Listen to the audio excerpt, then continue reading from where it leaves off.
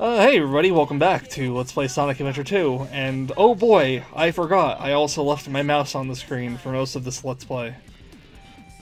Oh yeah, there it is, right in the corner. Oops. Ooh, is it time for Sonic and Shadow to do the man dance? It is. Yes, it is. This is the scene I quote the most. Because just, I don't know, I can't do it. In fact, I can't even watch it, because I'm just gonna, Faker! I think you're the fake hedgehog around here. He's so nonchalant. I know, and that's why I like this Shadow the best, because he does have, like, this cocky sense of humor. So, I apologize for the mouse cursor there. I hope we can all forgive me, and I apologize. I also lost Chris in the last recording, too, when we were talking about the, our experiences, first experiences with the game. So I went through mine. Chris, do you want to let everybody know, how you got into the game? Oh yeah, well, man, wow, you beat him pretty quick. Well, hold that thought I for saw this for the Shadow versus Sonic fight. Yeah. Yeah, I first played this game at a Computer City, USA, and I don't know why, but there was a period of time where, like, my mom was, like, shopping for, like, a computer, and it was, like, kind of a big deal, because it was, like, our first computer, and she really, like, taking her sweet time, so we must have gone into the store, like, ended up playing this game, like, so many times at this store, like, you know, like, I got, like, all the way to, like, Pumpkin Hill, like, just playing it on, like, a kiosk, so that was my first experience playing the game. When you played these games, when it was on a Dreamcast, when you were playing them, were you always starting over from the beginning, or was there, like, a demo mode or something? No, I was always starting from the beginning. Okay. Every time I played it. No one ever left off toward the end of the game or anything when you picked up and played? No, and, you know, it might have been, like, a demo unit that only went so far. Like, maybe it just gave you, like...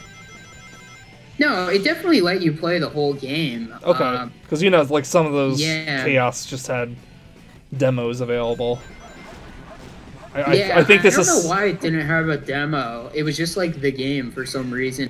Yeah. And I wanted a Dreamcast so badly at that time because, you know, Sonic Adventure was so cool, and then, like, Sonic Adventure 2 was even cooler, but so you were following... I never got a Dreamcast. So you were following Sonic stuff. Like I was saying how after 3 and Knuckles or 3D Blast, I kind of didn't play Sonic for a few years because my Sega was just kind of not around, and the N64 kind of distracted me into other things, but you were following Sonic more closely than seeing what he was doing, like, on the Dreamcast and to a certain extent. I mean, Sega Saturn, I had no clue about anything on Sega Saturn, but yeah, I was aware of Dreamcast, at least. Yeah, the only thing I remember about the Dreamcast... I mean, my friend, he had Dreamcast, so... Oh, cool. That wasn't my favorite, too. Yeah. I had one... I played it. I had one classmate that had a Dreamcast that I went to, like, a birthday party once. I don't even know if I played it when I was there. But no one I really spent time with as a kid had a Dreamcast. And I don't know what the hell just happened here. It was an awesome system. Yeah, in retrospect, it was so cool. I really wanted it. In retrospect, it does seem really cool. Like, especially when you find out about all these different events going on, like the seasonal events for Sonic Adventure 1 and 2. Yeah, like those are really cool. I just saw a tweet by somebody, I forget who, but I think the lost what was it, like a lost New Year's event or something for Sonic Adventure 1 was unearthed, and you could recreate it now in a something or other. I don't know. I remember just reading something like that, and it's cool because whenever I see these miscellaneous screenshots of Sonic Adventure 1, like, you know, like the Christmas tree and the Station Square Plaza, and the Halloween costumes and stuff, it's like, that's really cool. And that was something I was never really sure about in this game, because in the Chow Garden, for the game, even on the GameCube, they had like links posted, or they said to visit websites or something. It looked like something you would find on a computer web page to go to another site, and it wasn't until later where I realized that GameCube, or not GameCube, but Dreamcast had that internet connection. That was the main thing with Dreamcast, was the internet connection that nobody utilized it ever.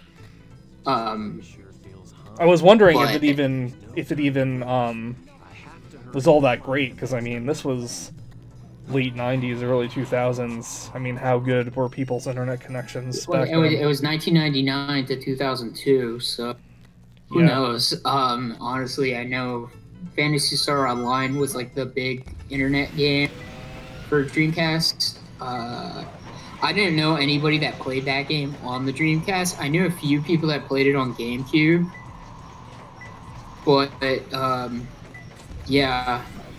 just knew someone. Like, Dreamcast in general was just like such a cool system, but because it was so short-lived, by the time like I was ready to get a Dreamcast, it was like, the PS2 was out, and like that was the system. So just never got around to Dreamcast. The only real thing I knew about the Dreamcast was from this one fan page for Zelda. For whatever reason, I was just on their news announcements. I just remember reading Sega officially pulls out of the console market, and their Dreamcast is gonna stop, and it's just gonna be PS2 and GameCube going forward. Yeah, I think that was before the original Xbox was announced, because I don't remember. Well, I don't know. Maybe they mentioned the Xbox too, but I don't know. But so, when did you actually get the game? Sega did have a deal. I got the game on GameCube. It was one of my first games for GameCube. So. And when did you get GameCube? And I got GameCube right. I don't know what year, to be honest. It was right around the time they were doing that deal where, you buy a GameCube and you could either get like one of like 4 games for free. They were trying to like really move units. Yeah. I picked the wrong game out of the 4, because I think it was like Metroid Prime, not Sonic, Star Fox Adventure, and then like the other 2, I just don't even remember what they were. I think it was like Pikmin and something else. And what was the wrong game? Oh, maybe it was Luigi's Mansion. Yeah. So I picked Star Fox Adventure for some reason. Oh. I remember my friend telling me you should have got Metroid Prime. Yeah. I was just like, oh, now you tell me.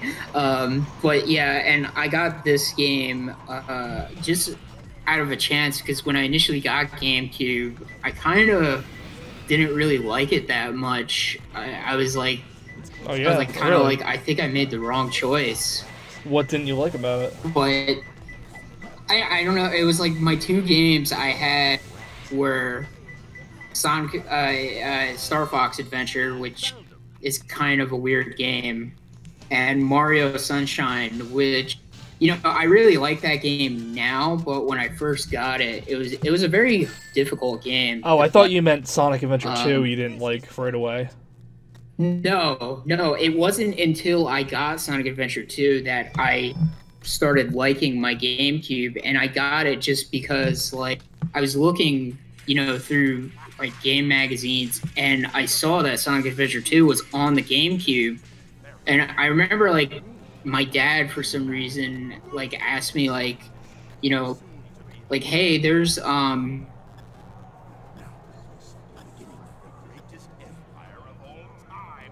Yeah, go on.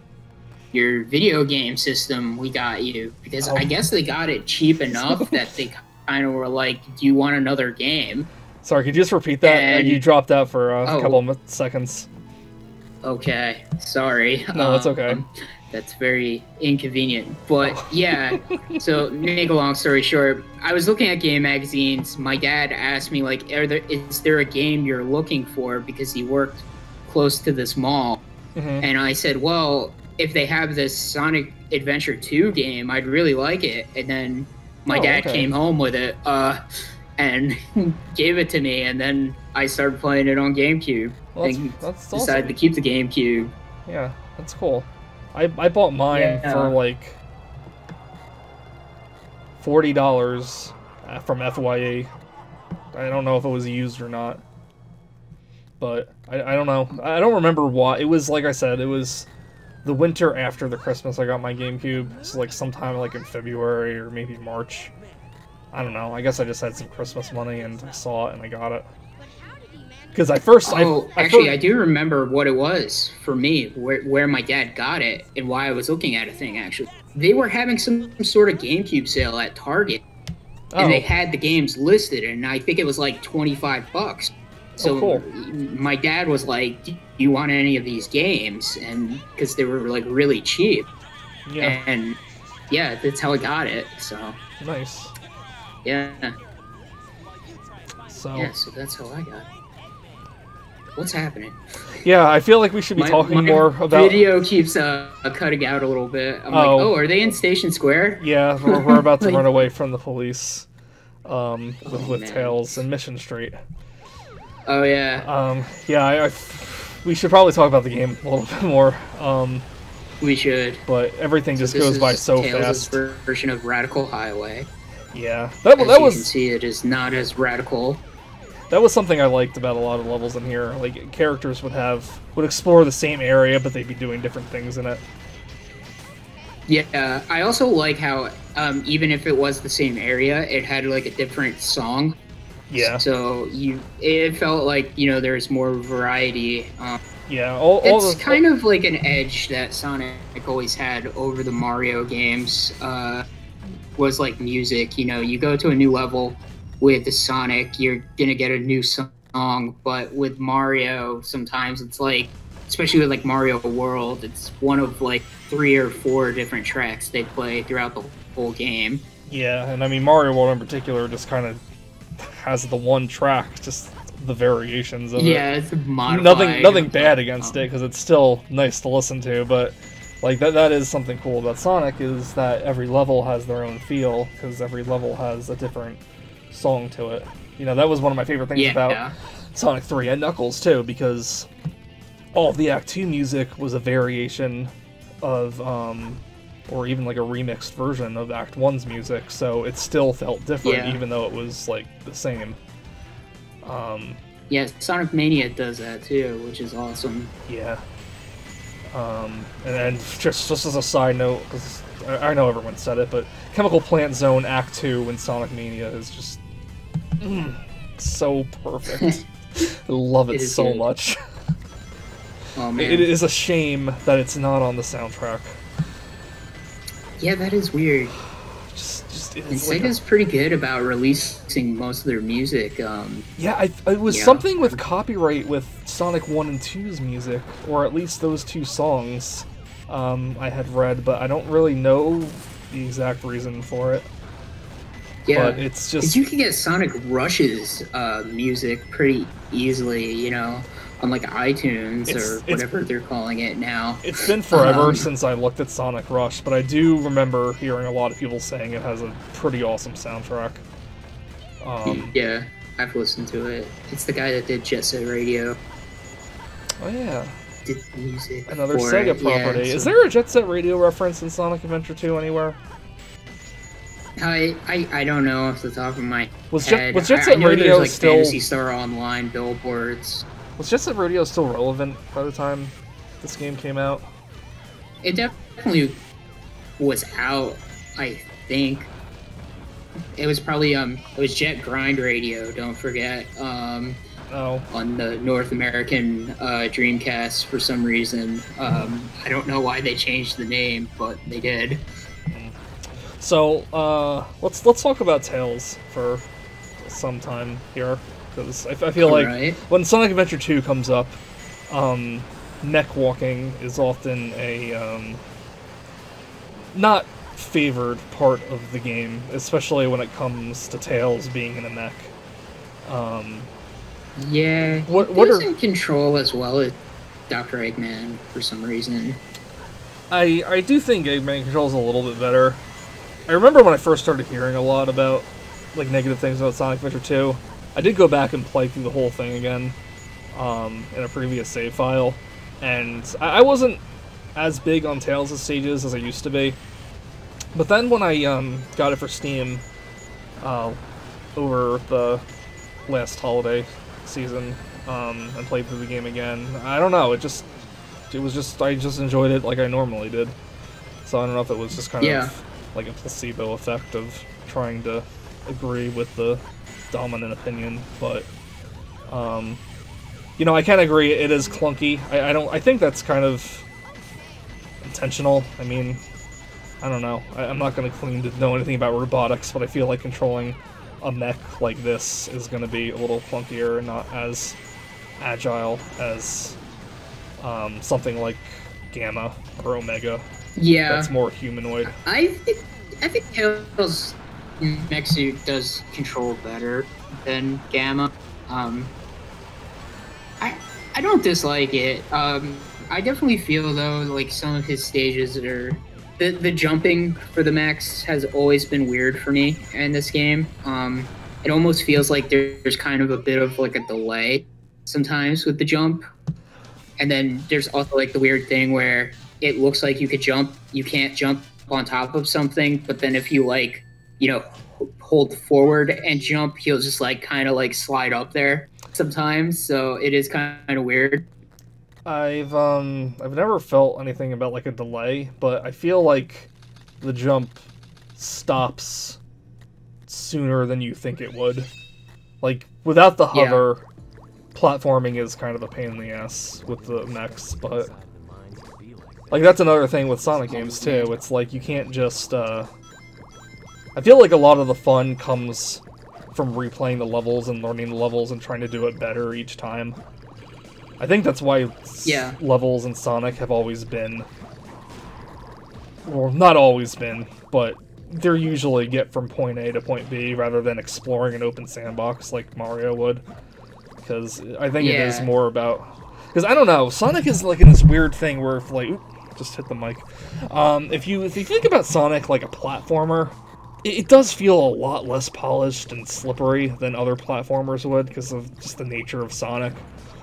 But if you think of Sonic more as like a game to not necessarily speedrun, but just to do runs of, to get better times, to get better at it.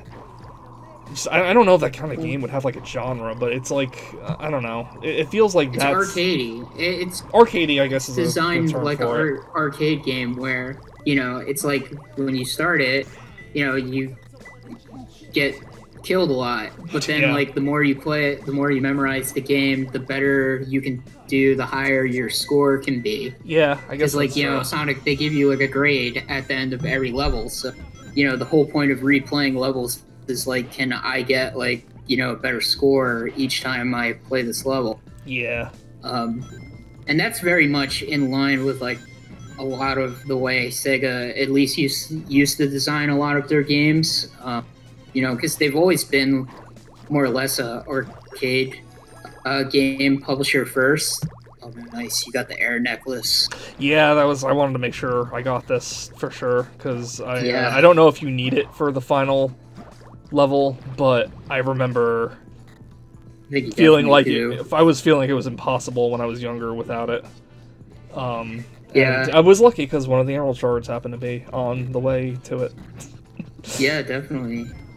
I remember trying to find the air necklace. Took me forever as a kid. Like I remember somebody telling me it's in that aquatic mines level with Knuckles, and just like spending forever looking for it, and then finally finding it and being like, "Holy crap!" Yeah, this area you go to feels a little more hidden because it's this and another entrance to an area like the one right there in the corner.